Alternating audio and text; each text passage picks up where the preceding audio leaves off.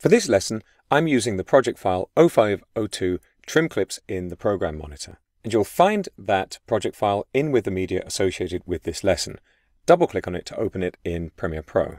If you want to get really precise with your trimming, you can use the trim mode in the program monitor. And let's take a look.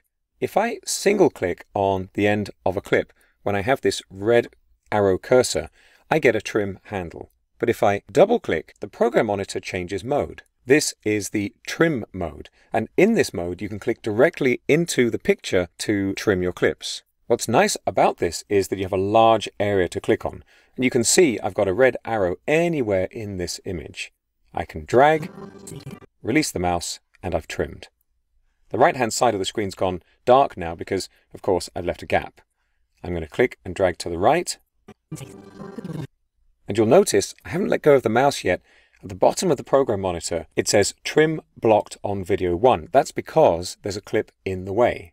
When I release the mouse, you can see we actually filled the gap. And we can't trim any further because this forest shot is in the way.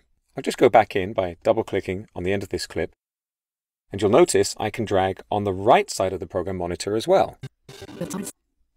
I actually think I trimmed the entire clip out of existence there. There's just a gap on the timeline. So I'm going to undo with Control-Z or Command-Z to bring it back. If I click on the middle between the two images in the program monitor, well, you can see that familiar cursor. As I drag, I'm adjusting both clips. Notice as well, if I now click on the left side of the program monitor, I've got a yellow arrow, not a red arrow. The yellow trim cursor indicates that it's going to be a ripple trim. I'll just click and drag, and you can see everything moves on the timeline. Let's try this with a longer clip. I'll double-click to go into the trim mode, and up in the program monitor, I'll choose the rolling trim, and now I've got that yellow arrow on the left. You can see a dramatic change on the timeline. Everything moves to fill the gap. I'll just undo that again. You can switch trim modes in the program monitor by holding the Control key on Windows or the Command key on macOS while you click in the picture. There. Just under these images in the program monitor, we've got some precise adjustment controls. So here I can trim 1 frame at a time, or 5.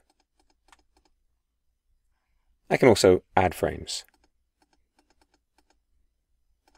You can exit the trim mode by clicking anywhere in the background of the timeline. Here I'm clicking on a blank track.